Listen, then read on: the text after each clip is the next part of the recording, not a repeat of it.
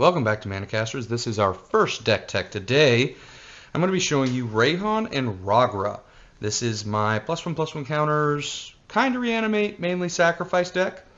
So it is technically green, black, red, though Rograkh is the only red card in here. Command Tower can technically produce a red. With this, I'm currently running 31 lands. In total, it's all basics except for 2 lands, one of them being Command Tower, the other one we'll get to here in a minute. Reyhan says, when it enters the battlefield, you put 3 +1/+1 counters on it, and whenever a creature you control dies or is put into the command zone, so it will read itself dying, if it had 1 or more +1/+1 counters on it, you may put that many +1/+1 counters on target creature. And Rograkh costs 0. He's a 0/1 with First Strike, Menace, and Trample. They both have Partner. He's really good for if you need to sacrifice something, or later game if you want a big creature to go punch somebody's butt. Now we're going to real quick go over mana rocks. I have one other basic mana rock, but the important ones, Soul Ring and Arcane Signet. Everybody knows these are kind of staples.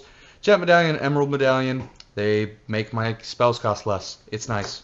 Those are just all good cards. Good card, good. Yep. Other things for mana. Elvish Mystic, Llanowar Elves, Finhorn Elves, these are all basic early games, but also creatures you can put +1/+1 counters on to sacrifice. Every creature in the deck you can do that with. I'm not going to repeat it a bunch. Every single creature is killable if there's a viable moment. Cryptghast, he doubles my swamps. It's good. Spore Frog, fuck you for trying to attack me. Also a good sack outlet. Fertilid and Rishkar Pima Renegade. Excuse me. They are both ways to make +1/+1 counters get started, and this one allows my +1/+1 counter creatures to tap for green mana. This one lets me remove counters to go get basic lands. Both are good. Both are good things to sacrifice. Now, Cultivate, Kodama's Reach, both basic ramp spells. We also have Dark Ritual, which is another easy ramp spell. Sacrifice and Culling the Weak.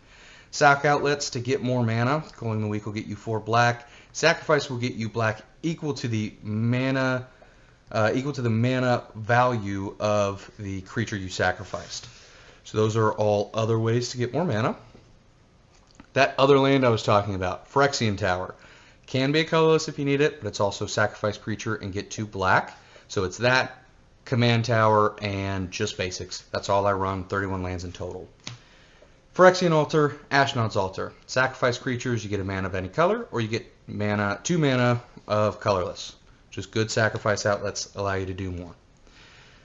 Your other good sacrifice outlets, Viscera Seer and Carrion Feeder.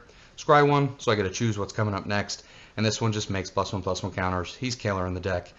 There's nothing about him that's not good. Is it +1/+1 counter or just +1/+1? +1/+1 counters. Gross. Yes. Sidisi. You kill him to himself, but you get to go get something from your library.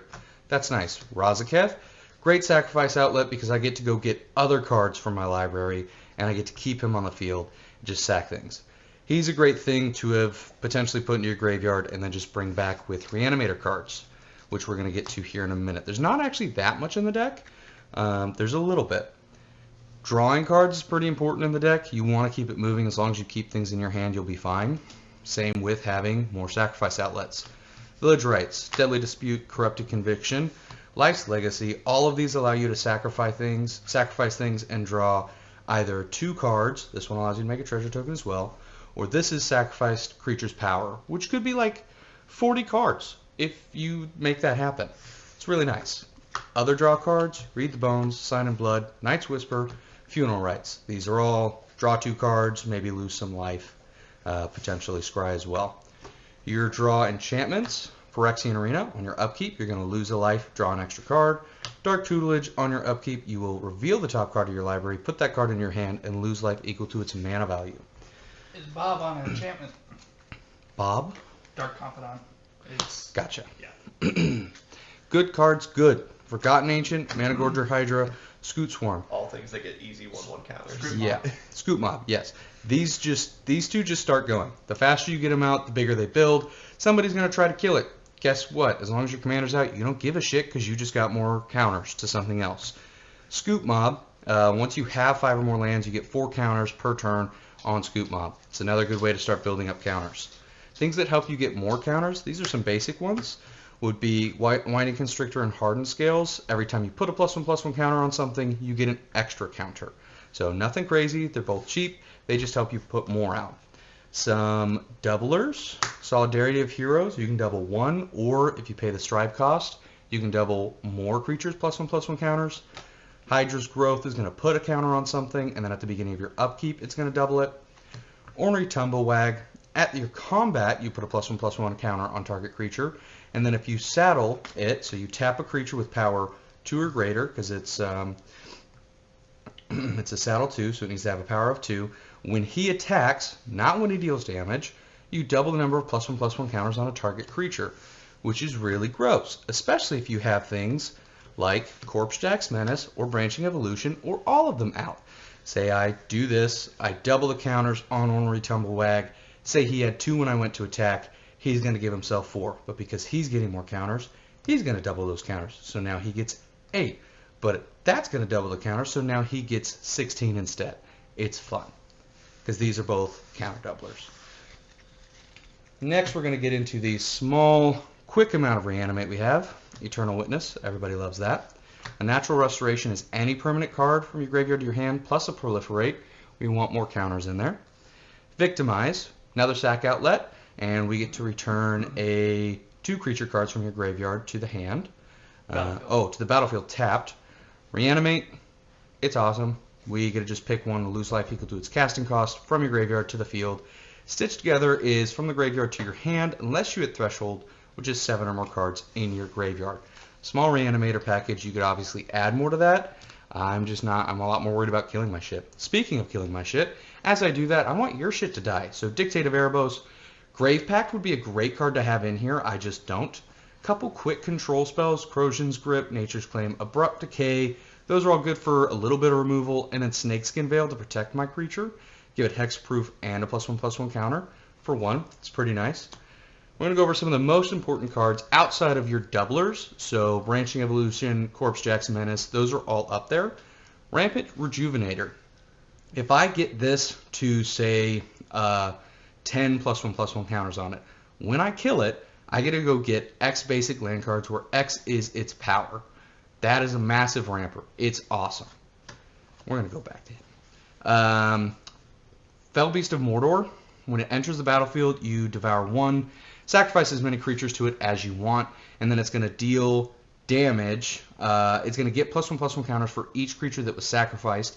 Any of those that have counters, you're going to be able to move those counters from those creatures, if you have Reyhan out, onto Fell Beast of Mordor. And when it enters the battlefield or attacks, target opponent loses X life and you gain X life, where X is the number of counters on it. My brother killed me for a literally ridiculous number that was over the millions with this deck. He had all the doublers out and then just sacrificed everything and looped it a billion times and hit me with this guy, never swung once at me, and I just died. It was rude. Altar of Dementia, I've killed 3 people in a turn with this. It was a lot of fun because I just started sacrificing things to Dementia, and those counters would shift to another creature, but I had doublers, so the counters would get to be more, and that person would mill equal to that creature's power, and then I'd do it again and again and again until people didn't have decks. One of the, probably the most important card in the deck, Bloodsport Trinax. So it has Devour 1 again, but when creatures enter the battlefield, they enter with additional X counters on it equal to the amount of counters on Bloodsport Trinax. So if I give him 20, and then I play a creature, that creature is going to enter with 20. So he's super important because he allows me to just bump up the creatures I'm bringing in to then sacrifice them and make them bigger and do fun different ways for win cons. But that is my Rograkh and Reyhan deck. It is largely a sacrifice +1/+1 counters deck with a bit of reanimate. Let us know what other decks of ours you've seen that you'd like us to do tech decks on. We're going to try to do some more of these. You're welcome to give suggestions, but in terms of how we can improve this, but relatively limited and still no iPads.